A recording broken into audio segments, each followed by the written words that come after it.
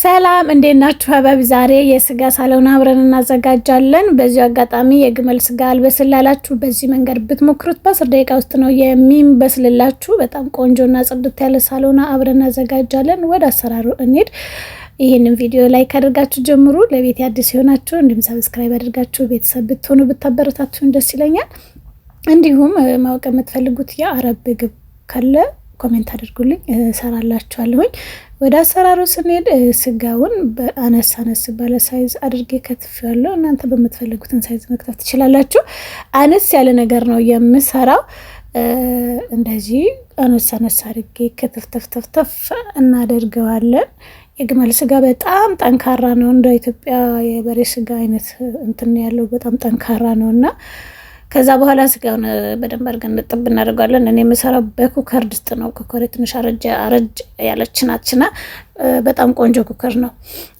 ስጋውን በደንብ አጥባለሁ። ምክንያቱም ይሄ ግመል ስጋ ትንሽ ቀይ ነገር አይጠፋበትም እና ቶሎ ንጽት አይልም። ቢቻል ሰዓት ቢኖረኝ ባንጠፈጥፈው ደስ ላይ ነበረ፣ ግን በቂ ሰዓት ስላልነበረኝ ወደ የሰራሁት እንደምትመለከቱት በደንብ አድርጌ ጽድት አድርጌ አጥቤዋለሁኝ።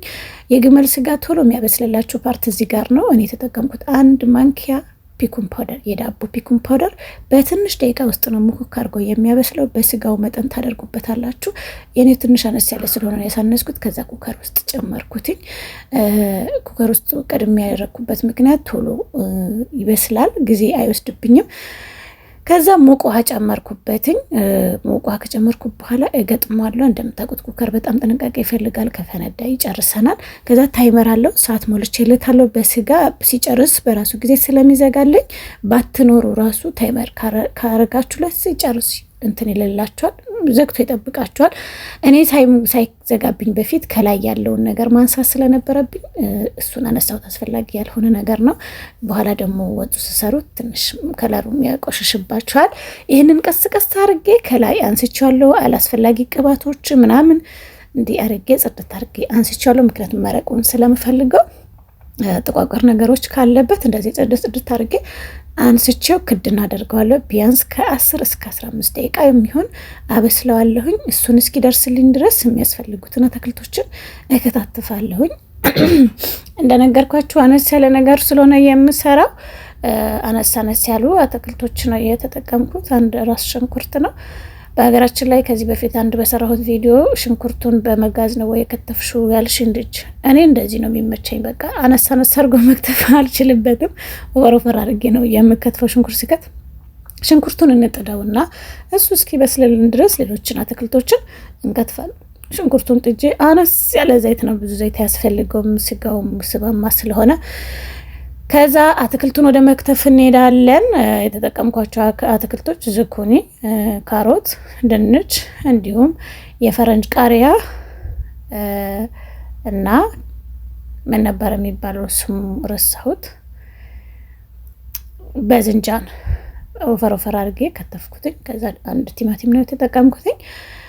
እነዚህን ውሃ ውስጥ አድርጌ ቲማቲሜን እከታተፋለሁኝ። ክትፍትፍትፍ ነው የሚደረግ። እንደ ኢትዮጵያ ጭቅጭቅ ምናምን የለም። በቃ ዝም ብሎ ከተፍ ጎርደፍ ማድረግ ይቻላል። ምክንያቱም ለመብሰል አይቸግርም። የዚህ ሀገር አትክልት በጣም ብዙ ሰዓት አይፈጅም። በራሱ ጊዜ በጣም ሙክክ ሲል ስለሚል እዛ ሁሉንም ከታትፌ አዘጋጅቼ ያለው ሽንኩርቱንም በደንብ የተጠበሰልን ነው።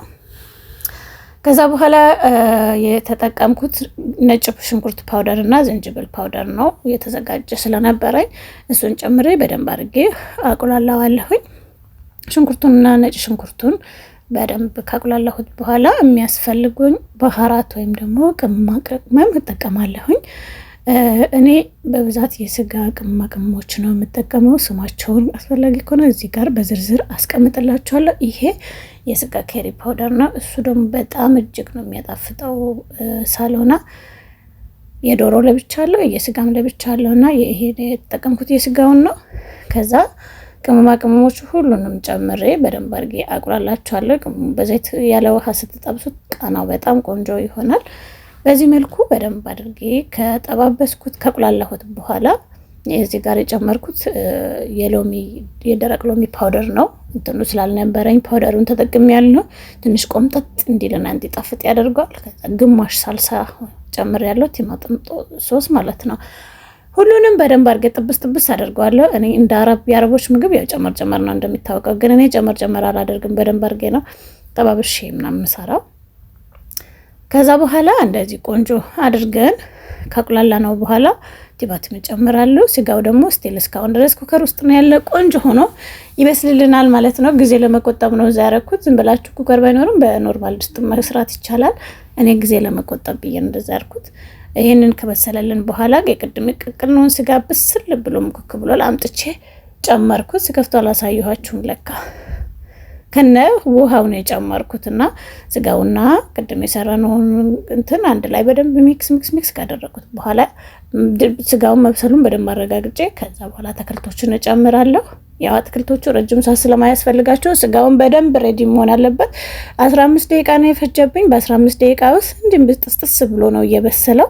የግመል ስጋ በ15 ሰዓት አይደለም ደቂቃ አይደለም በ15 ሰዓት አይበስልም እንደምታውቁትና እኔ በ15 ደቂቃ ውስጥ ነው ያበሰልኩት።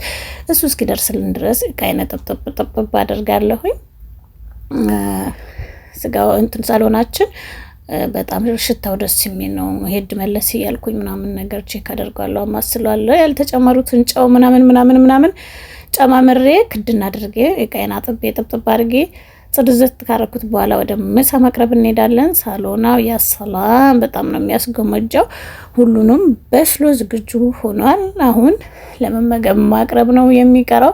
በሀገራችን ላይ ስጋው የግመል ስጋ ራሱ አይመስልም፣ በቃ የበግ ስጋ ነው የሚመስለው። ምክንያቱም በጣም ጽድት ብሎ በስሏልና ከዛ ወደ ማቅረቢያ እቃችን እንገለብጠዋለን። እንደምትመለከቱት በጣም ቆንጆና ጽድት ያለ ነው። ቀጠን ያለ አይደለም፣ ወፈር ያለ ነው። ምንም እንኳን ከሩዝ በሚበላ ቢሆንም እኔ ወፈር ያለ ነው የሚሰራው። ስጋውን እንደዚህ ወግቼ ሳየው በጣም በስሏል።